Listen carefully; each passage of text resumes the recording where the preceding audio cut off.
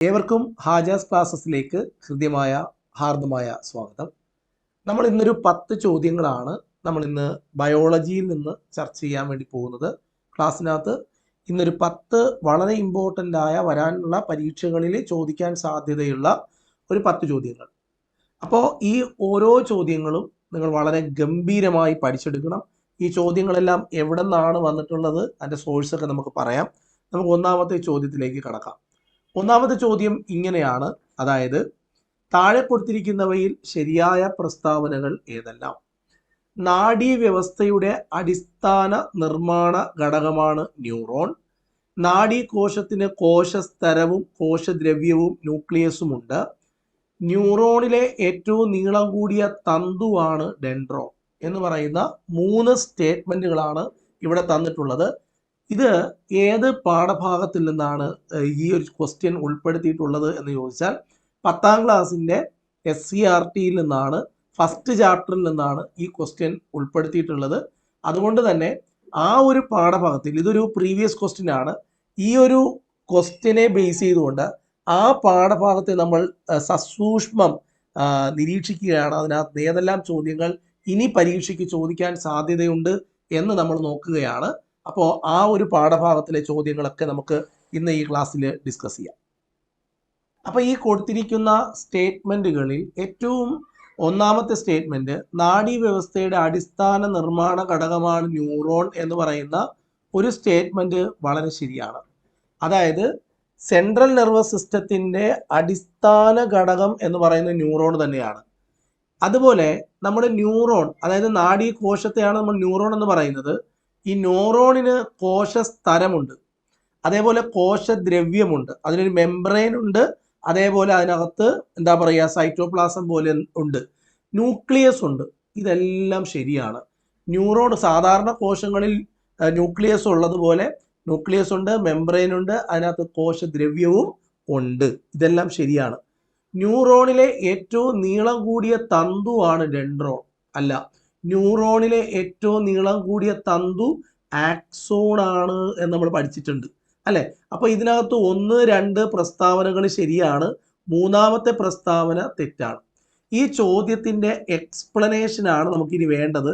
ഇതെവിടെ നിന്നാണ് ഈ ചോദ്യം വന്നിട്ടുള്ളത് എന്നും ഈ ചോദ്യത്തിൻ്റെ കൃത്യമായ റൂട്ട് എവിടെ നിന്നാണ് എന്നൊക്കെ നമുക്കൊന്ന് വായിച്ചു വരാം.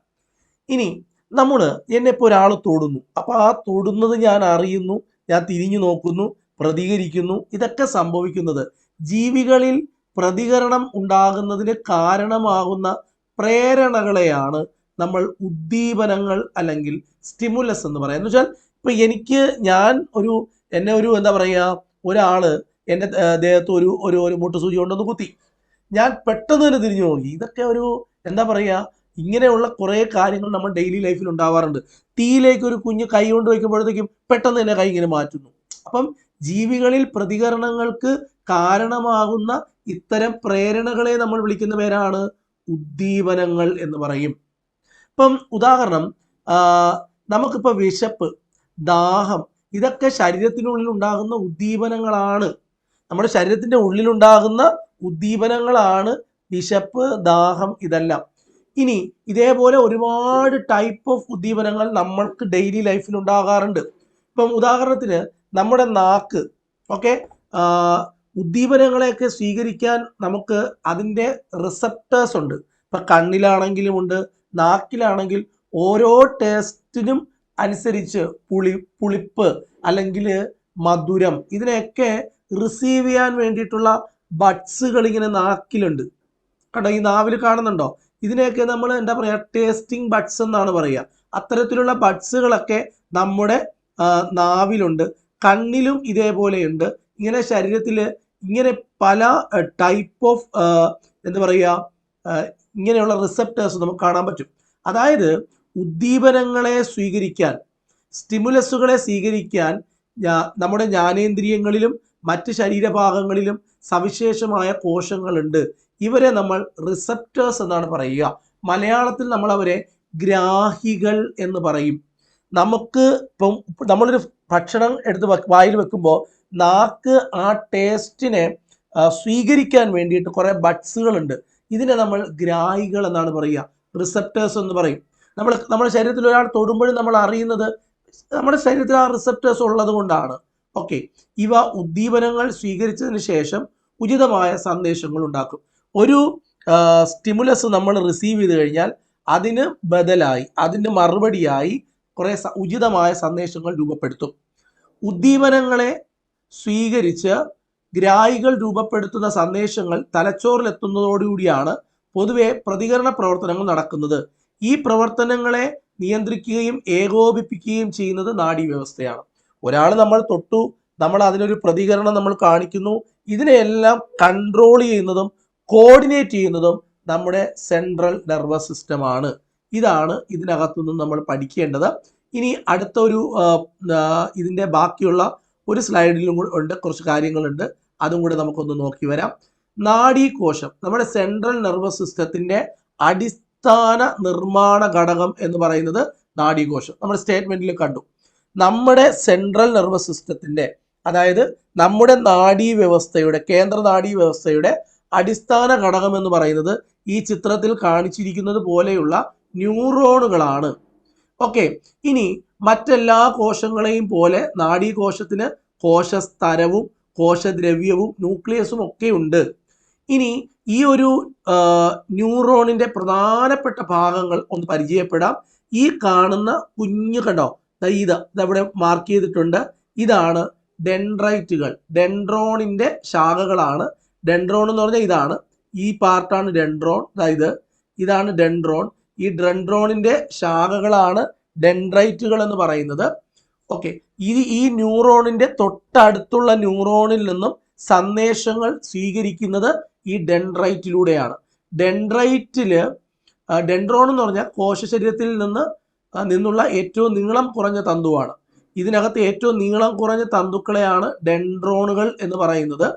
ഡെൻഡ്രൈറ്റിൽ നിന്നും ആവേഗങ്ങളെ ഈ കോശ ശരീരത്തിന്റെ ഉള്ളിലേക്ക് എത്തിക്കുക എന്നതാണ് ഡെൻഡ്രോണുകളുടെ പ്രധാനപ്പെട്ട ജോലി.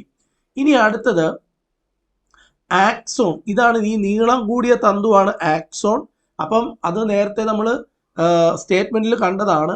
ഒരു ന്യൂറോണിന്റെ ഏറ്റവും നീളം കൂടിയ തന്തുവിനെ നമ്മൾ ആക്സോൺ എന്നാണ് പറയുന്നത്. ആക്സോണിനെ വലയം ചെയ്ത് കാണപ്പെടുന്ന ഇവിടെയുള്ള ഈ കോശങ്ങളെയാണ് ഷ്വാൻ കോശങ്ങൾ എന്ന് അറിയപ്പെടുന്നത്. ഷ്വാൻ കോശങ്ങൾ എന്നാണ് അറിയപ്പെടുന്നത്. ന്യൂറോണിന്റെ ഘടനയാണ് നമ്മളിപ്പോൾ നോക്കുന്നത്. വളരെ ഇമ്പോർട്ടൻ്റ് ആണ് ന്യൂറോണിന്റെ ഘടന, പഠിക്കണം. ന്യൂറോണിൽ ഇനി പറയാനുള്ളത് ആക്സോൺ ആണ്. ന്യൂറോണിലെ ഏറ്റവും നീളം കൂടിയ തന്തുവാണ്. അതുപോലെ തന്നെ ഈ കോശ ശരീരത്തിലെത്തുന്ന ആവേഗങ്ങളെ അടുത്ത ഒന്നിലേക്ക്, അടുത്ത ന്യൂറോണിലേക്ക് പുറത്തേക്ക് കൊണ്ടുപോകുക എന്നതാണ് ഈ ആക്സോണിന്റെ ജോലി. ആക്സോണൈറ്റ് എന്ന് പറഞ്ഞാൽ ആക്സോണുകൾ ഡിവൈഡ് ചെയ്ത് ഭാഗിച്ചുണ്ടാകുന്നതാണ് ആക്സോണൈറ്റുകൾ. ആക്സോണിന്റെ ശാഖകൾ എന്ന് പറയാം. ആവേഗങ്ങളെ സിനാപ്റ്റിക് നോബ് എന്ന് പറഞ്ഞാൽ ഇതാണ് സിനാപ്റ്റിക് നോബിലേക്ക് എത്തിക്കുന്നത് ആക്സോണൈറ്റുകളാണ്. സിനാപ്റ്റിക് നോബ് എന്ന് പറഞ്ഞാൽ ആക്സോണൈറ്റിന്റെ അഗ്രത്ത് കാണപ്പെടുന്ന ഈ ഭാഗങ്ങളെയാണ് സിനാപ്റ്റിക് നോബ് എന്ന് പറയുക. നാഡീയ പ്രേഷണം സ്രവിക്കുന്നു. ഇവിടെ നിന്നാണ് ന്യൂറോ ട്രാൻസ്മിറ്റേഴ്സ് ഒക്കെ. ഇനി തൊട്ടടുത്ത് വേറൊരു ന്യൂറോൺ ഉണ്ടാവും. ഇതിനിടയിൽ ഇച്ചിരി സ്പേസ് ഉണ്ട്. ആ സ്പേസിൽ ഒരു ന്യൂറോ ട്രാൻസ്മിറ്റർ ഉണ്ടാവും. ആ ന്യൂറോ ട്രാൻസ്മിറ്റർ ഉണ്ടാക്കുന്നതും ഈ സിനാപ്റ്റിക് നോബുകളാണ്.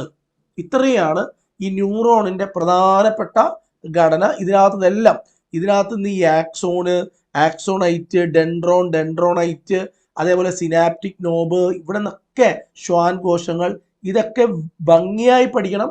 കാരണം ഇതെല്ലാം നമ്മൾ പഠിച്ചിട്ടുള്ളതാണ്. നമ്മുടെ ആപ്ലിക്കേഷനകത്ത് അതിൻ്റെ വ്യക്തമായ ക്ലാസ് ഉണ്ട്. ഫസ്റ്റ് ചാപ്റ്ററിനെ വളരെ ഡീറ്റെയിൽ ആയിട്ട് നമ്മൾ പഠിപ്പിച്ചു വെച്ചിട്ടുണ്ട്. ഇതിനകത്തുനിന്ന് ക്വസ്റ്റ്യൻ ചോദിച്ചാൽ നിങ്ങൾ എഴുതണം, വളരെ ഭംഗിയായിട്ട് എഴുതണം ന്യൂറോണിനകത്തുനിന്ന്.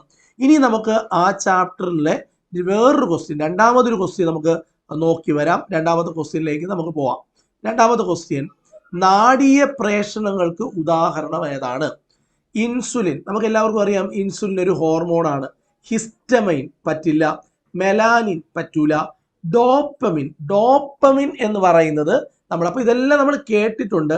പക്ഷെ നമുക്ക് നാഡീയ പ്രേഷകർ ആരാണ് എന്ന് നമുക്ക് അറിഞ്ഞൂടാ. അപ്പോൾ ഉത്തരം പറഞ്ഞാൽ ഡോപ്പമിൻ ആണ്. എന്താണ് ഈ നാഡീയ പ്രേഷകർ എന്ന് ചോദിച്ചാൽ നമുക്കൊരു ഉത്തരം കൊടുക്കേണ്ടതുണ്ട്.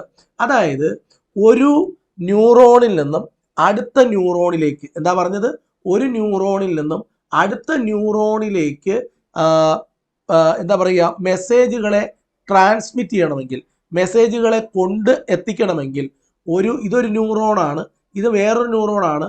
ഒരു ന്യൂറോണിൽ നിന്നും അടുത്ത ന്യൂറോണിലേക്ക് ഈ ഉദ്ദീപനങ്ങളെ നമുക്ക് കൊണ്ടുപോകണമെങ്കിൽ നമുക്ക് എന്ത് വേണം? ഈ രണ്ട് ന്യൂറോണുകളുടെ ഇടയിൽ കുറച്ച് സ്പേസ് കണ്ടോ, ഇതിനെയാണ് നമ്മൾ സിനാപ്റ്റിക് വിടവെന്ന് പറയുക. അതിന് സഹായിക്കുന്ന പദാർത്ഥങ്ങളെയാണ് നാഡീയ പ്രേഷണങ്ങൾ അല്ലെങ്കിൽ നമ്മളെ ന്യൂറോ ട്രാൻസ്മിറ്റേഴ്സ് എന്ന് വിളിക്കുക. അപ്പൊ രണ്ട് നാഡീകോശങ്ങൾ, ഇതൊരു ന്യൂറോണാണ്, ഇതൊരു ന്യൂറോണാണ്. ഒരു ന്യൂറോണിന്റെ സിനാപ്റ്റിക് നോബ് വരെ എന്താ പറയുക, ഉദ്ദീപനങ്ങൾ എത്തി നിൽപ്പുണ്ട്. അടുത്തതിലേക്ക് പോകണം, അടുത്ത ന്യൂറോണിൽ റിസീവ് ചെയ്യുന്ന ഭാഗമാണ് ഡെൻഡ്രൈറ്റുകൾ. ഡെൻഡ്രൈറ്റുകൾ ഇത് റിസീവ് ചെയ്ത് ഡെൻഡ്രോണിൽ എത്തുന്നു, അവിടെ നിന്ന് കോശ ശരീരത്തിലെത്തുന്നു, അവിടെ നിന്ന് ആക്സോണിലൂടെ ആക്സോണൈറ്റിലെത്തുന്നു, അവന്റെ സിനാപ്റ്റിക് നോബിലെത്തുന്നു, അവിടെ നിന്ന് നാഡീയ പ്രേഷകങ്ങളിലൂടെ അടുത്ത ന്യൂറോണിലേക്ക് പോകുന്നു. ഇങ്ങനെയാണ് ഈ ആവേഗങ്ങൾ പോകുന്നത്. രണ്ട് നാഡീകോശങ്ങൾ തമ്മിലോ നാഡീകോശവും പേശീകോശവുമായോ നാഡീകോശവും ഗ്രന്ഥികോശവുമായോ ബന്ധപ്പെടുന്ന ഭാഗമാണ് സിനാപ്സ് എന്ന് പറയുന്നത്. അപ്പൊ സിനാപ്സ് എന്ന് പറഞ്ഞാൽ രണ്ട് നാഡീകോശങ്ങൾക്കിടയിലുള്ള വിടവ്, അങ്ങനെ വേണമെങ്കിൽ അവിടെയും സിനാപ്സ് എന്ന് പറയും. അല്ലെങ്കിൽ നാഡീകോശവും പേശീകോശവും അതിനിടയിൽ, അല്ലെങ്കിൽ നാഡീകോശവും ഗ്രന്ഥികോശവുമായി ബന്ധപ്പെടുന്ന ഭാഗം, ഇതിനെല്ലാം നമ്മൾ സിനാപ്സ് എന്നാണ് പറയുക. ആക്സോണിൽ നിന്നും വൈദ്യുത ആവേഗങ്ങൾ സിനാപ്റ്റിക് നോബിലെത്തും. ആക്സോണിലൂടെയാണ്, അതായത് ന്യൂറോണിന്റെ ആക്സോണിലൂടെ സിനാപ്റ്റിക് നോബിലേക്ക് എത്തുന്ന ആവേഗങ്ങൾ അവിടെ എത്തുമ്പോൾ ചില രാസവസ്തുക്കളെ സിനാപ്റ്റിക് വിടവിലേക്ക് ഈ സിനാപ്റ്റിക് നോബിൽ നിന്ന് സ്രവിക്കപ്പെടും. ഈ സാധനങ്ങളാണ് ഈ ആവേഗങ്ങളെ അടുത്ത ന്യൂറോണിലേക്ക് കൊണ്ടു എത്തിക്കുന്നത്. അവരെ നമ്മൾ വിളിക്കുന്ന പേരാണ് നാഡീയ പ്രേഷണങ്ങൾ അല്ലെങ്കിൽ ന്യൂറോ ട്രാൻസ്മിറ്റേഴ്സ് എന്ന് പറയും. ന്യൂറോ ട്രാൻസ്മിറ്ററിന് എക്സാമ്പിൾ ആണ് അസറ്റൈൽ കോളൈൻ, ഡോപ്പമിൻ. ഇതെല്ലാം നാഡീയ പ്രേഷകങ്ങൾക്ക് ഉദാഹരണമാണ് ഡോപ്പമിനും അതേപോലെ അസറ്റൈൽ കോളൈനും. ആവേഗങ്ങളുടെ വേഗത, ദിശ ഇവ ക്രമീകരിക്കുകയാണ് സിനാപ്സുകളുടെ ധർമ്മം. സിനാപ്സുകളുടെ ധർമ്മം എന്തെന്ന് ചോദിച്ചാൽ പറയണം, നമുക്ക് കിട്ടിയ ആവേഗങ്ങൾ, ഒരാൾ നമ്മളെ തൊട്ടു, അപ്പം ആ തൊടുന്നത് ഇത് ന്യൂറോണുകളാണ് സ്വീകരിക്കുന്നത്. അതിനെ ഈ ആവേഗങ്ങളുടെ വേഗതയും ദിശയും ഒക്കെ ക്രമീകരിക്കുക എന്നതാണ് സിനാപ്സുകളുടെ ധർമ്മം. അപ്പൊ സിനാപ്സ് എന്ന് പറഞ്ഞാൽ ന്യൂറോണുകൾക്കിടയിലുള്ള വിടവ്, അല്ലെങ്കിൽ ന്യൂറോണുകളും പേശി കോശങ്ങൾക്കിടയിലുള്ള വിടവ്, അല്ലെങ്കിൽ നാഡീകോശവും ഗ്രന്ഥികോശങ്ങൾക്കിടയിലുള്ള സ്പേസ്, ഇതിനെയാണ് സിനാപ്സ് എന്ന് പറയുക. അതിനിടയിലുള്ള ഈ ഒരു ആവേഗങ്ങളെ ട്രാൻസ്മിറ്റ് ചെയ്യാൻ സഹായിക്കുന്ന ഈ ഡോപ്പമിൻ പോലെയുള്ള അസറ്റൈൽ കോളൈൻ പോലെയുള്ള പദാർത്ഥങ്ങളെയാണ് നമ്മൾ എന്ത് വിളിക്കുന്നത്? ന്യൂറോ ട്രാൻസ്മിറ്റർ അല്ലെങ്കിൽ നാഡീയ പ്രേഷണങ്ങൾ എന്ന് വിളിക്കുന്നത്. ഓക്കെ, അപ്പൊ അത്രയും ക്ലിയർ ആണല്ലോ അല്ലെ? അപ്പൊ അതിന്റെ ഉത്തരവായി 2 ക്വസ്റ്റ്യൻ ആയിട്ടുണ്ട്. നമുക്ക് മൂന്നാമത്തെ ചോദ്യത്തിൽ മൊത്തം 10 അല്ലെങ്കിൽ 9 ക്വസ്റ്റ്യൻ ആണ് നമ്മൾ ഈ ചാപ്റ്ററിൽ നിന്ന് എടുത്തിട്ടുള്ളത്. ഇനി മൂന്നാമത്തെ ക്വസ്റ്റ്യൻ എല്ലാം നല്ല നിലവാരമുള്ള ചോദ്യമാണ്. ചേരുംപടി ചേർത്ത് എഴുതുക. 1, പ്രേരക നാഡി. പ്രേരക നാഡീ തന്തുക്കൾ ചേർന്നുണ്ടാകുന്നതാണ് പ്രേരക നാഡി. പ്രേരക നാഡിക്ക് ഇതിനകത്തുനിന്ന് ഏതാണ് ഉചിതമായത് എന്ന് നമ്മൾ പറയണം. ഓക്കെ, നമുക്കറിയാം തലച്ചോറ്, നമ്മുടെ തലച്ചോറ്, അതേപോലെ തലച്ചോറിന്റെ കണ്ടിന്യൂസ് ആയിട്ടുള്ള ഭാഗമാണ് നമ്മുടെ സ്പൈനൽ കോഡ്, സുഷിമ്ന എന്നിവയിൽ നിന്നുള്ള സന്ദേശങ്ങൾ ശരീരത്തിന്റെ വിവിധ ഭാഗങ്ങളിലേക്ക് എത്തിക്കുന്നതാണ് പ്രേരക നാഡി എന്ന് പറയുന്നത്. അപ്പം നമുക്ക് സെൻസറി ന്യൂറോണ്, അതേപോലെ തന്നെ motor nerve, sensory nerve, motor nerve എന്നൊക്കെ നമ്മൾ പഠിച്ചിട്ടുണ്ട്. ഈ പ്രേരക നാഡി എന്ന് പറയുന്ന ഒരാളിന്റെ ജോലി തലച്ചോറ്, അതേപോലെ തന്നെ സുഷിമ്ന എന്നിവയിൽ നിന്നുള്ള സന്ദേശങ്ങൾ ശരീരത്തിന്റെ വിവിധ ഭാഗങ്ങളിൽ എത്തിക്കുക എന്നതാണ് ഇവന്റെ ജോലി. അടുത്തത് സംവേദനാഡിയുടെ ജോലി എന്താണ്? സംവേദനാഡി എന്ന് പറഞ്ഞാൽ നമ്മുടെ ശരീരത്തിന്റെ വിവിധ ഭാഗങ്ങളിൽ നിന്നുള്ള സന്ദേശങ്ങൾ അത് മസ്തിഷ്കത്തിലേക്കും സുഷിമ്നയിലേക്കും എത്തിക്കുക. അതായത് നമ്മുടെ ഡിഫറെന്റ് പാർട്സ് ഓഫ് ദ ബോഡിയിൽ നിന്നുള്ള സന്ദേശങ്ങളെ എന്ത് ചെയ്യണം? നേരെ കൊണ്ടുവന്ന് തലച്ചോറിന് കൊടുക്കണമെങ്കിൽ തലച്ചോറ് അതിനനുസരിച്ചുള്ള പ്രതികരണം എന്താവണം എന്ന് തലച്ചോറ് തീരുമാനിക്കും.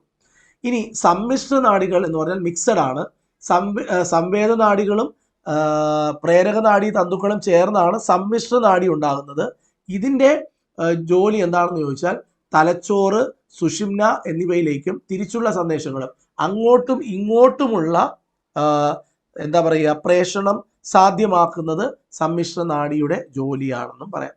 അപ്പം ഒന്നാമത്തത് പ്രേരകനാഡി, മോട്ടോർ നെർവ്, ഇതാണ് ഇങ്ങനെയാണ്. അപ്പം നമുക്ക് ഇതാണ് ഒന്നാമത്തതാണ് ഇതിൻ്റെ കൃത്യമായ ഉത്തരമായി തിരഞ്ഞെടുക്കേണ്ടത്. ഓക്കെ, ക്ലിയർ ആണ്. അപ്പോൾ ഇതിൻ്റെ കറക്റ്റ് ഉത്തരം അവിടെ കൊടുത്തിട്ടുണ്ട്, നമുക്കൊന്ന് വായിച്ചു നോക്കാം. സംവേദനാഡികൾ ശരീരത്തിന്റെ വിവിധ ഭാഗങ്ങളിൽ നിന്നുള്ള ആവേഗങ്ങളെ തലച്ചോറിലെത്തിക്കുന്നു.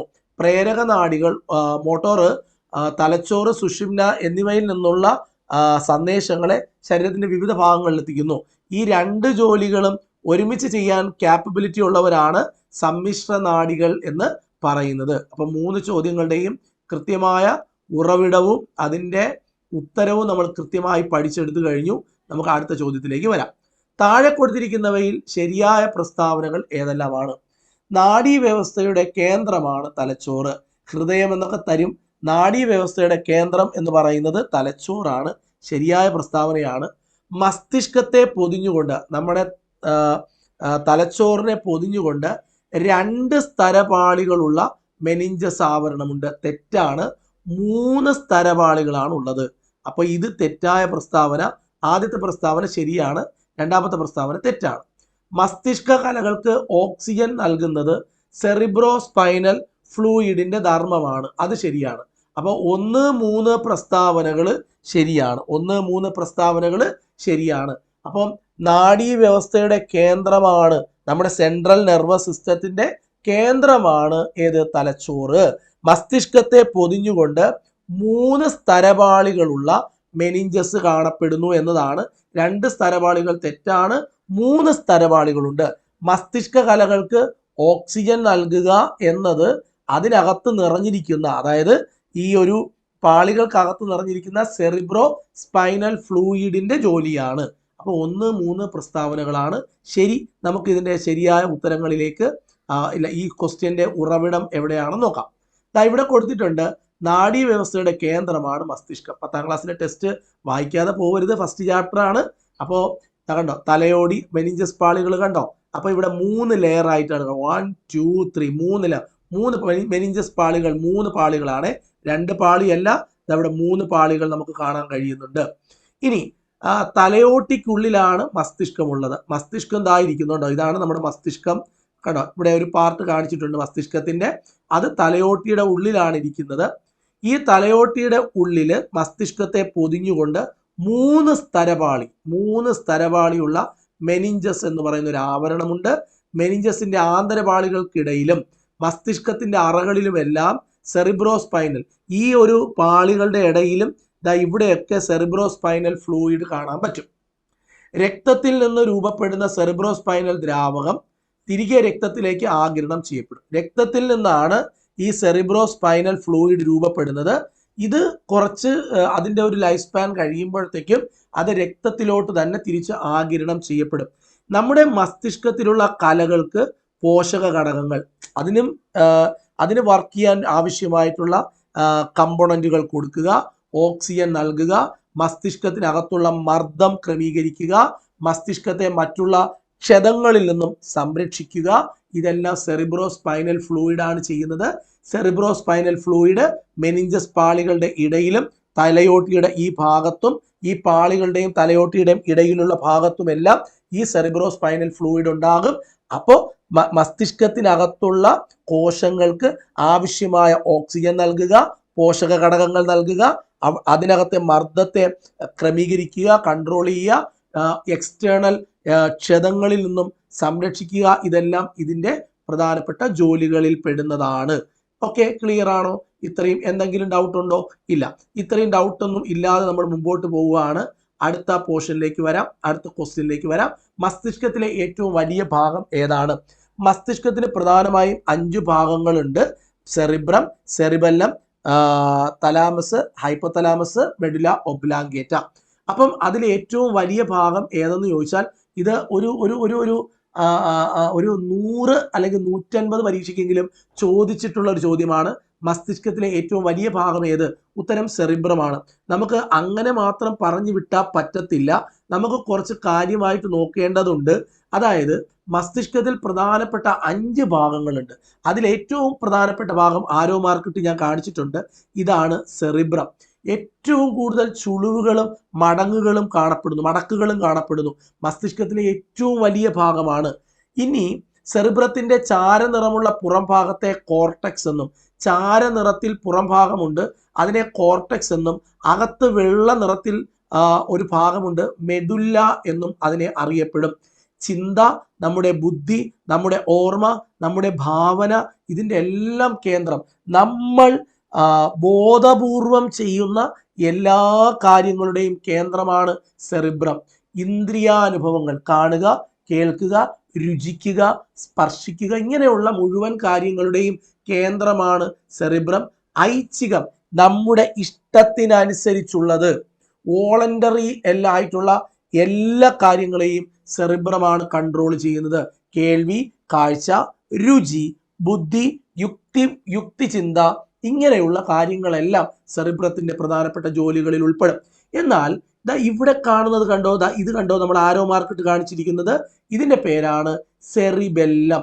മസ്തിഷ്കത്തിലെ ഏറ്റവും വലിയ രണ്ടാമത്തെ ഭാഗം ലിറ്റിൽ ബ്രെയിൻ എന്നാണ് അറിയപ്പെടുക. എന്താണ്? ലിറ്റിൽ ബ്രെയിൻ എന്നാണ് അറിയപ്പെടുന്നത്. ഓക്കെ, ചുളിവുകളും ചാലുകളും ഒക്കെ ഉണ്ട്, പക്ഷെ ഏറ്റവും കൂടുതൽ ചുളിവുള്ളത് സെറിബ്രത്തിലാണ്.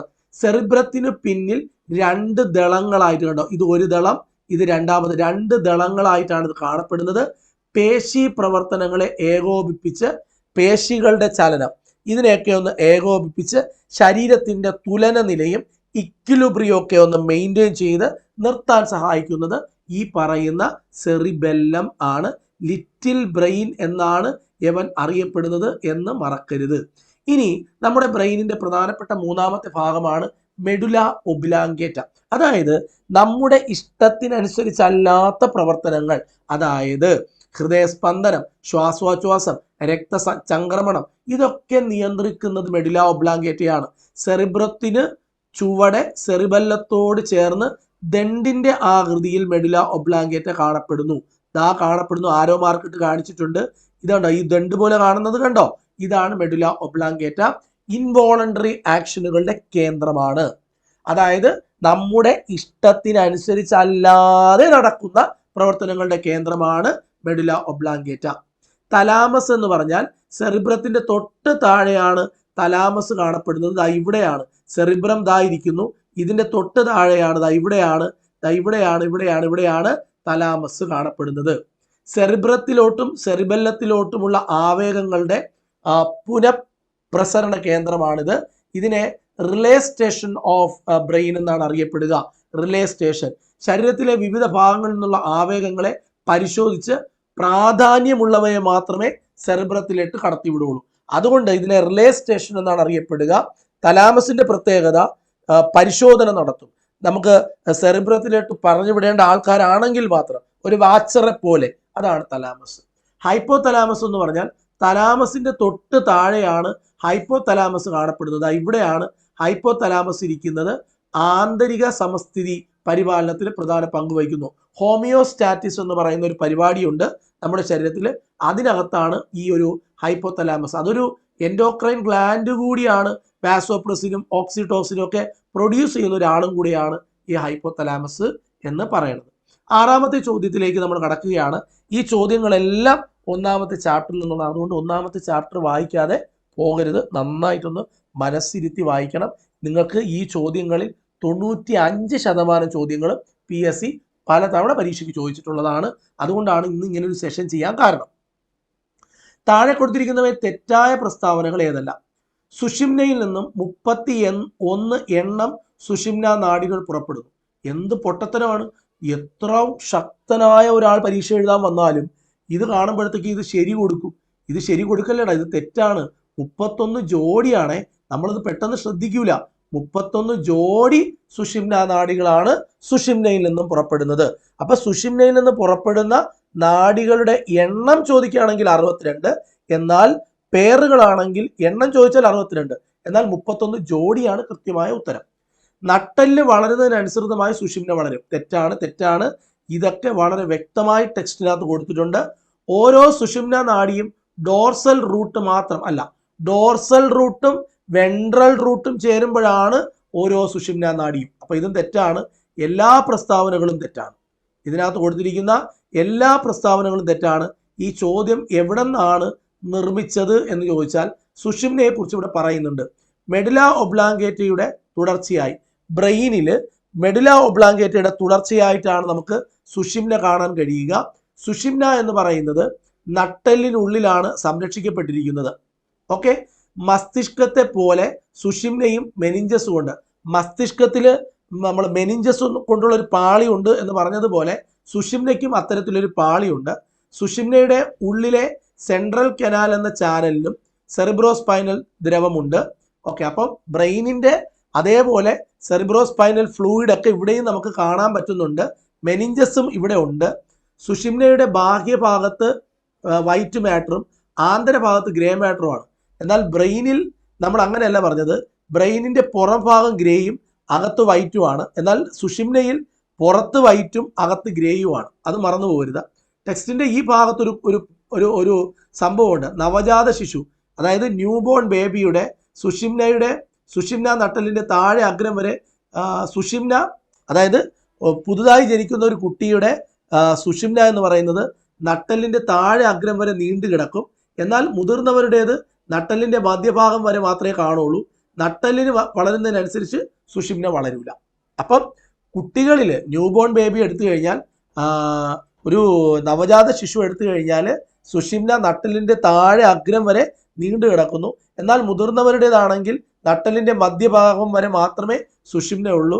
നട്ടല് വളരുന്നതിനനുസരിച്ച് സുഷിമ്ന വളരില്ല. അപ്പൊ അങ്ങനെ ഒരു ധാരണ നമുക്കുണ്ടെങ്കിൽ അത് തെറ്റാണ്. അപ്പൊ അത് PSC ചോദിച്ചിട്ടും ഉണ്ട്. ഓക്കെ, അടുത്തത് ഇവിടെ പറയുന്നത് 33 ജോഡിയാണ് നമ്മൾ ഈ കാണപ്പെടുന്ന സുഷിമ്ന നാഡികൾ. സുഷിമ്നയിൽ നിന്നാണ് ഈ നാഡികൾ പോകുന്നത്. ഇതാണ് ഇവിടെ കണ്ടു വളരെ വ്യക്തമായി വെൻട്രൽ റൂട്ട് കാണിച്ചിട്ടുണ്ട്. ഈ വെൻട്രൽ റൂട്ട് ഇത് നട്ടലിന്റെ ഒരു ഭാഗമാണ്. ഈ നട്ടലിന്റെ മധ്യഭാഗത്ത് കാണുന്നതാണ് ഈ ഒരു ഹോളാണ് സെൻട്രൽ കനാൽ എന്ന് അറിയപ്പെടുന്നത്. ഇത് ഡോർസൽ റൂട്ടാണ്, ഇത് വെൻട്രൽ റൂട്ടാണ്. ഇത് രണ്ടും കൂടെ ചേരുമ്പോഴാണ് ഒരു നാഡിയായി മാറുന്നത്. കണ്ടോ, ഇത് ബ്രെയിനിന്റെ ഇതാണ് നട്ടൽ, ഇതാണ് നമ്മുടെ സുഷിമ്ന. ഈ സുഷിമ്നയിൽ നിന്ന് 31 ജോഡി സുഷിമ്ന നാഡികൾ പുറപ്പെടുന്നുണ്ട്. ഓരോ നാഡിയും ഒരു ഡോർസൽ റൂട്ടും ഒരു വെൻട്രൽ റൂട്ടും ചേർന്നാണ് ഉണ്ടായിട്ടുള്ളത്. ഓരോ സുഷിമ്ന നാഡിയും ഡോർസൽ റൂട്ട്, വെൻട്രൽ റൂട്ട് എന്നിവ ചേർന്നുണ്ടാകുന്നു. സംവേദ ആവേഗങ്ങൾ ഡോർസൽ റൂട്ടിലൂടെ സുഷിമ്നയിലേക്കും, അപ്പം ഡോർസൽ റൂട്ടിലൂടെ സംവേദം എന്ന് പറഞ്ഞാൽ ഡോർസൽ റൂട്ടിലൂടെ സുഷിമ്നയിലേക്കും, പ്രേരക ആവേഗങ്ങൾ വെൻട്രൽ റൂട്ടിലൂടെ പുറത്തേക്കും. അതായത് ശരീരത്തിന്റെ വിവിധ ഭാഗങ്ങളിൽ നിന്നുള്ള ആവേഗങ്ങൾ ഡോർസൽ റൂട്ടിലൂടെ സുഷിമ്ന, അവിടെ നിന്ന് നേരെ ബ്രെയിനിലോട്ട് പോകും. എന്നാൽ ബ്രെയിന് കൊടുക്കുന്ന പ്രതികരണങ്ങൾ, തിരിച്ചുള്ള സന്ദേശങ്ങൾ വെൻട്രൽ റൂട്ടിലൂടെ നമ്മുടെ ഈ നെർവുകളിലേക്ക് എത്തും. ക്ലിയർ ആണോ? ഓക്കെ, ഇനി അതുപോലെ തന്നെ നമ്മുടെ നടത്തം, ഓട്ടം എന്നീ പ്രവർത്തനങ്ങളിലെ ആവർത്തന ചലനം, നമ്മൾ ഓടുമ്പോഴും ആവർത്തിച്ച് ചലിക്കുകയാണ്. ഓടുക, നടത്തം, ചാടുക, ഇതൊക്കെ ആവർത്തിച്ച് ചെയ്യുന്ന എല്ലാ പ്രവർത്തനങ്ങളെയും അവിടെ കേന്ദ്രം ഏകോപിപ്പിക്കുന്നത്, കോർഡിനേറ്റ് ചെയ്യുന്നതൊക്കെ സുഷിമ്നയാണ് എന്ന ഒരു പോയിന്റ് കൂടി നമ്മളിവിടെ ഓർത്ത് വെക്കേണ്ടതുണ്ട്. ഡോർസൽ റൂട്ടും വെൻട്രൽ റൂട്ടും ഒക്കെ നമുക്ക് നന്നായിട്ട് മനസ്സിലായിട്ടുണ്ട്. ഇനി അടുത്ത ചോദ്യം, സുഷിമ്നയിൽ നിന്നുള്ള നമ്മുടെ സുഷിമ്ന ബ്രെയിനിന്റെ ഭാഗമാണ്, 45 സെന്റിമീറ്റർ ആണ് അതിന്റെ നീളം വരുന്നത്. ഇനി സുഷിമ്നയിൽ നിന്നുള്ള നിർദ്ദേശം ബന്ധപ്പെട്ട പേശിയിലേക്ക് കൊണ്ടുപോകുന്നത് ആരാണ്? ഇതാണ് ചോദ്യം. പ്രേരക നാഡിയുണ്ട്, സംവേദ നാഡിയുണ്ട്, ഇന്റർ ന്യൂറോൺ ഉണ്ട്, ഗ്രാഹികളുണ്ട്. ആരാണ് സുഷിമ്നയിൽ നിന്നുള്ള നിർദ്ദേശം ബന്ധപ്പെട്ട പേശികളിലേക്ക് കൊണ്ടുപോകുന്നത്? ഈ ചോദ്യത്തിന്റെ ഉത്തരം നമ്മൾ അതിന്റെ റൂട്ട് തേടി പോവുകയാണ്. ഈ ഒരു സ്ലൈഡിൽ നിന്നാണ് ആ ചോദ്യം ചോദിച്ചിട്ടുള്ളത്. അതായത് നമ്മളിപ്പോൾ ഇവിടെ കണ്ടോ, ഇവിടെ ഒരു ഉദ്ദീപനം, അതായത് തീയിലേക്ക് നമ്മൾ കൈ കൊണ്ട് വെക്കുന്നു. നമ്മുടെ കയ്യിൽ ഗ്രാഹികളുണ്ട്, അല്ലെ? ഗ്രാഹികൾ എന്ന് പറഞ്ഞാൽ റിസപ്റ്റേഴ്സ് ഉണ്ട്. അവിടെ അവരാണ് ആവേഗങ്ങൾ ഉണ്ടാക്കുന്നത്. അവരുണ്ടാക്കുന്ന ആവേഗങ്ങൾ സംവേദ നാഡികളിലൂടെ ആവേഗങ്ങളെ സുഷിമ്നയിലെത്തിക്കുന്നു. ഇവിടെ ഉണ്ടാകുന്ന ആവേഗങ്ങൾ സംവേദനാഡികളാണ് സുഷുമ്നയിലേക്ക് എത്തിക്കുന്നത്. ഇനി അപ്പോൾ പേശികളുടെ ഇങ്ങനെ ഇതിനകത്ത് പ്രേരക നാഡിയാണെങ്കിലോ സുഷുമ്നയിൽ നിന്നുള്ള നിർദ്ദേശം ബന്ധപ്പെട്ട പേശിയിലേക്ക് കൊണ്ടുപോകുന്നു. അപ്പൊ ആദ്യം നമ്മൾ തീയിലേക്ക് കൈകൊണ്ടുവന്ന് വെക്കുമ്പോൾ ഇവിടെയുള്ള റിസപ്റ്ററുകൾ അതിനെ സ്വീകരിച്ച് അതിനെ ആവേഗങ്ങളാക്കി മാറ്റുന്നു. ഈ ആവേഗങ്ങളെ സംവേദനാഡികൾ എടുക്കുന്നു. അപ്പൊ ആവേഗങ്ങളെ ഈ സംവേദനാഡികൾ എടുത്തിട്ട് ഇതിനെ നേരെ സുഷുമ്നയിൽ എത്തിക്കുന്നു. സുഷുമ്നയിൽ നിന്നുള്ള നിർദ്ദേശം, സുഷുമ്നയിൽ നിന്നുള്ള ആ ഒരു എന്ത് ചെയ്യണം എന്നുള്ളത്, ആ നിർദ്ദേശം പ്രേരക നാഡികൾ വെൻട്രൽ റൂട്ടിലൂടെ അത് പേശികൾക്ക് പേശികളിലേക്ക് കൊണ്ടുപോകുന്നു. പേശികൾ എന്ത് ചെയ്യുന്നു? പേശികളുടെ പ്രവർത്തനത്താൽ കൈ പെട്ടെന്ന് തന്നെ പിൻവലിക്കുന്നു. പറഞ്ഞ മനസ്സിലായോ? ഇത്രയും പ്രവർത്തനങ്ങളാണ് ഇവിടെ നടക്കുന്നത്.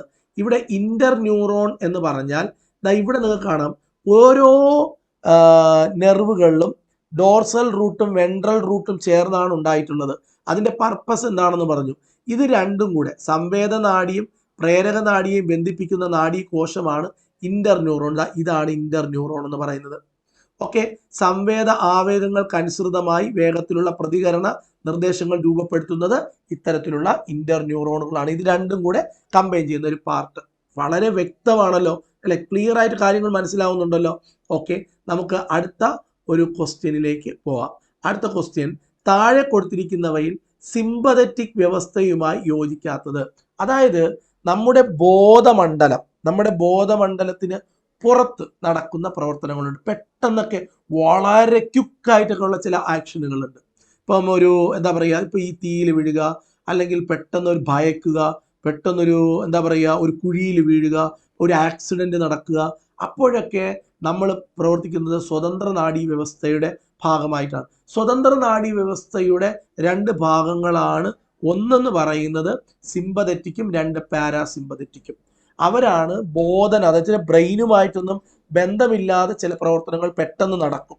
അപ്പൊ ഒന്ന് പെട്ടെന്ന് ഭയപ്പെടുക, ഒരു നമ്മൾ അൺഎക്സ്പെക്റ്റഡ് ആയിട്ട് എന്തെങ്കിലും ഒരു കാര്യം നടക്കുക. കാരണം ബ്രെയിനിലേക്ക് പോകാനുള്ള ഒരു ഞൊടിയിടയിലെ സമയം പോലും ഇല്ലാതെ പ്രതികരണങ്ങൾ നടക്കുന്ന ചില കേസുകളുണ്ട്. പെട്ടെന്ന് എന്തെങ്കിലും കണ്ട് ഭയക്കുമ്പോഴത്തേക്കും. അപ്പൊ അത് നമ്മുടെ സ്വതന്ത്ര നാഡീ വ്യവസ്ഥയുമായി ബന്ധപ്പെട്ടതാണ്. സ്വതന്ത്ര നാഡീ വ്യവസ്ഥയ്ക്ക് രണ്ട് ഭാഗങ്ങളുണ്ട്. ഒന്ന് സിമ്പതറ്റിക്കും, രണ്ട് പാരാസിമ്പതറ്റിക്കും. ഇനി ഇതില് സിമ്പതറ്റിക്കിന്റെ പ്രത്യേകത എന്ന് പറയുന്നത് ഫസ്റ്റ് ആക്ഷൻ ആണ്. എപ്പോഴും ഭയക്കുമ്പോൾ എന്തൊക്കെ സംഭവിക്കും? അതെല്ലാം സിമ്പതറ്റിക് വ്യവസ്ഥയുമായി ബന്ധപ്പെട്ടതാണ്. കണ്ണിലെ പ്യൂപ്പിൾ വികസിക്കുന്നു ആണ്. നമ്മൾ എന്തെങ്കിലും കണ്ട് ഭയക്കുമ്പോഴത്തേക്ക് കണ്ണ് വലുതാവൂലേ? അത് ശരിയാണ്. ഉമിനീർ ഉൽപാദനം കുറയുന്നു, അതും ശരിയാണ്. ശ്വാസനാളം വികസിക്കുന്നു, ശ്വാസം തിരിച്ചെടുക്കാൻ പറ്റുന്നില്ല, വികസിക്കുന്നു. ഹൃദയമിടിപ്പ് കുറയൂല, കൂടും. അപ്പൊ 1, 2, 3 ശരിയാണ് കേട്ടോ. ഓക്കെ, യോജിക്കാത്തത് നാലാമത്തത് മാത്രം. യോജിക്കാത്തത് ഏതെന്നാണ്? നാലാമത്തെ യോജിക്കൂല. അതായത് ഒരു കാര്യത്തെ പെട്ടെന്ന് നമ്മൾ കാണുമ്പോൾ അത് പെട്ടെന്നൊരു ഭയം നമ്മുടെ ഉള്ളിലുണ്ടാവും. അപ്പോഴേക്ക് സംഭവിക്കുന്ന കാര്യങ്ങളാണ് സിമ്പതറ്റിക് വ്യവസ്ഥ. എന്നിട്ട് നമ്മൾ റിലാക്സ് ചെയ്യുമ്പോൾ പാരാസിമ്പതറ്റിക് വ്യവസ്ഥയിലോട്ട് പോകും. അങ്ങനെ പഠിക്കേണ്ടത്. കണ്ണിലിപ്പോൾ പെട്ടെന്ന് ഭയക്കുക, അല്ലെങ്കിൽ പെട്ടെന്നൊരു കുഴിയിൽ വീഴുക, പെട്ടെന്ന് ആക്സിഡന്റ് സംഭവിക്കുക. അപ്പൊ കണ്ണിലെ പ്യൂപ്പിൾ ഇങ്ങനെയോ കണ്ണ് വികസിച്ചു അല്ലേ, നമ്മൾ പെട്ടെന്ന് ഞെട്ടിപ്പോയി, തൊണ്ട വരണ്ടു, ഉമിനീർ ഉൽപാദനം കുറയുന്നു, ശ്വാസനാളം വികസിക്കുന്നു, ഹൃദയമിടിപ്പ് കൂടുന്നു, ആമാശയ പ്രവർത്തനങ്ങൾ മന്ദീഭവിക്കുന്നു അല്ലേ. എന്നാൽ ഇതെല്ലാം കഴിഞ്ഞ് പിന്നെ വേറെ എന്താ പറയേണ്ടത്? നോക്കാം. ഇതേപോലെ സിമ്പതറ്റിക്കിന്റെ കുറച്ച് കാര്യങ്ങൾ ടെക്സ്റ്റ് ബുക്കിൽ തന്നിട്ടുള്ളത് ഈ സ്ലൈഡിൽ ഉൾക്കൊള്ളാൻ പറ്റാത്തതുകൊണ്ട് ഇവിടെ കൊടുത്തിട്ടുണ്ടാവും. ആമാശയ പ്രവർത്തനങ്ങൾ മന്ദീഭവിക്കുന്നു, ഗ്ലൈക്കോജനെ ഗ്ലൂക്കോസാക്കുന്നു, കുടലിലെ പെരിസ്റ്റാളിസിസ് കുറയുന്നു, മൂത്രാശയം പൂർവാസ്ഥിതി പ്രാപിക്കുന്നു. ഇതൊക്കെയാണ് സംഭവിക്കുന്നത്. എന്നാൽ ഇതെല്ലാം കഴിഞ്ഞ് പേടിയൊക്കെ കഴിഞ്ഞ് കുറച്ചൊന്ന് റിലാക്സ് ആയി വരുമ്പോൾ പാരാസിമ്പതറ്റിക് വ്യവസ്ഥ നേരത്തെ വികസിച്ചതെല്ലാം ചുരുങ്ങുന്നു. ഉമിനീര് നേരത്തെ ഉൽപാദനം കുറഞ്ഞു, ഇപ്പൊ കൂടുന്നു. ശ്വാസനാളം നേരത്തെ വികസിച്ചു, ഇപ്പൊ സങ്കോചിക്കുന്നു. ഹൃദയമിടിപ്പ് നേരത്തെ കൂടിയിരുന്നു, ഇപ്പൊ കുറഞ്ഞു. ആമാശയ പ്രവർത്തനങ്ങൾ നേരത്തെ മന്ദീഭവിച്ചു, ഇപ്പം സാധാരണ നിലയിലാവുന്നു. നേരത്തെ ഗ്ലൈക്കോജൻ ഗ്ലൂക്കോസായി, ഇവിടെ ഗ്ലൂക്കോസ് ഗ്ലൈക്കോജനായി മാറുന്നു. ഇങ്ങനെ മൂത്രാശയം ചുരുങ്ങുന്നു പാരാസിമ്പതറ്റിക്കിൽ എത്തുമ്പോൾ. ഇങ്ങനെ കുറേ കാര്യങ്ങൾ സിമ്പതറ്റിക്കും പാരാസിമ്പതറ്റിക്കും നമ്മുടെ ബോധന മണ്ഡലത്തിന്റെ വെളിയിൽ വെച്ചിട്ടുള്ള പ്രവർത്തനങ്ങളിലൂടെ നടക്കുന്നുണ്ട്. ഓക്കെ, അതാണ് സ്വതന്ത്ര നാഡീ വ്യവസ്ഥ എന്ന് നമ്മൾ പറയണത്. ഓക്കെ, ഇനി മസ്തിഷ്കത്തിലെ നാഡീകലകളിൽ അലേയമായ ഒരുതരം പ്രോട്ടീൻ അടിഞ്ഞുകൂടുന്നത് മൂലമുണ്ടാകുന്ന രോഗം എന്താണ്?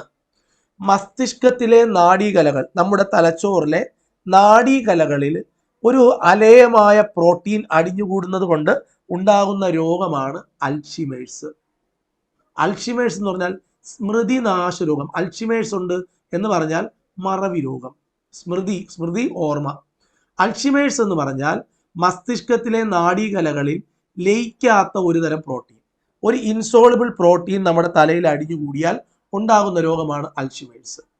കേവല ഓർമ്മകൾ പോലും ഇല്ലാതാവുക, കൂട്ടുകാരെയും ബന്ധുക്കളെയും തിരിച്ചറിയാൻ കഴിയാതെ വരിക, ദിനചര്യകൾ പോലും ചെയ്യാൻ പറ്റാതെ വരുന്ന ഒരവസ്ഥയാണ് അൽഷിമേഴ്സ്.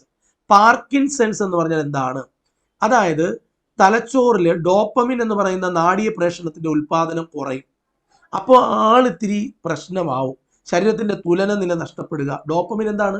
ന്യൂറോ ട്രാൻസ്മിറ്റർ അല്ലേ? അതിന്റെ ഉൽപാദനം കുറഞ്ഞു കഴിഞ്ഞാൽ ന്യൂറോണുകളിൽ നിന്നും ന്യൂറോണുകളിലേക്ക് സന്ദേശങ്ങൾ എത്താതെ വരും. അങ്ങനെ ശരീരത്തിന്റെ തുലന നില നഷ്ടപ്പെടും, പേശികളുടെ ക്രമരഹിതമായ ചലനമുണ്ടാകും, ശരീരത്തിന് ഭയങ്കര വിറയലുണ്ടാകും, വായിൽ നിന്ന് എപ്പോഴും ഇങ്ങനെ ഉമിനീര് ഒഴുകിക്കൊണ്ടേയിരിക്കും. ഇതെല്ലാം പാർക്കിൻസൺസ്, വിറയൽ രോഗം. മറ്റത് സ്മൃതിനാശം, ഓർമ്മ നശിക്കുക. അതായത് പ്രോട്ടീൻ, ഒരു അലേയ പ്രോട്ടീൻ നാഡീകോശങ്ങളിൽ അടിഞ്ഞുകൂടുമ്പോഴുണ്ടാകുന്ന രോഗമാണ് അൽഷിമേഴ്സ്. അപസ്മാരം, തലച്ചോറിൽ ക്രമമായി തുടർച്ചയായി ക്രമരഹിതമായ വൈദ്യുത പ്രവാഹം ഉണ്ടാകുന്നു. അതാണ് ഈ ജന്നി പോലെ അപസ്മാരം.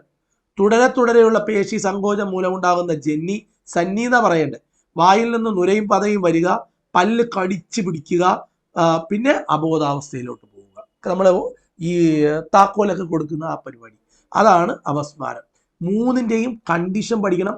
മൂന്നും ഒരുപോലെ തോന്നും നമുക്ക് കാണുമ്പോൾ, രോഗിയെ കണ്ടാൽ. പക്ഷേ മൂന്ന് രോഗമാണ്, മൂന്ന് പേരുടെ കണ്ടീഷൻസ് വ്യത്യാസമാണ്. ഇത് വ്യക്തമായിട്ട് പഠിച്ചു വയ്ക്കുക. ഓക്കെ, അപ്പോൾ ഒന്നാമത്തെ ചാപ്റ്ററിനെ കീറി മുറിച്ചുകൊണ്ടാണ് നമ്മൾ പഠിച്ചത്. പോകരുത്. എല്ലാവരോടും പറയുകയാണ്, ഹാജാസ് ക്ലാസ്സസിലെ സയൻസ് ക്ലാസ്സുകൾ സമ്പൂർണ്ണമാണ്, പരിപൂർണമാണ്. നിങ്ങൾക്ക് ക്ലാസ്സുകൾ വേണമെങ്കിൽ ആ ക്ലാസ്സുകൾ നിങ്ങൾക്ക് സയൻസിൻ്റെ മാത്രം ക്ലാസ്സുകൾ, സയൻസും മാത്സിൻ്റെ ക്ലാസ്സുകൾ നിങ്ങൾക്ക് കാണാം. ഇനി നമുക്ക് തൊട്ടടുത്ത ദിവസം ഏറ്റവും ഇമ്പോർട്ടൻ്റ് ആയി നിങ്ങളോട് ഇത്തരത്തിലുള്ള മറ്റൊരു ചാപ്റ്ററിനെ കീറി മുറിച്ചുകൊണ്ട് ഇതേപോലെ ഞാൻ വരും. അപ്പോൾ അടുത്ത ദിവസം നമുക്ക് വീണ്ടും കാണാം. Bye bye.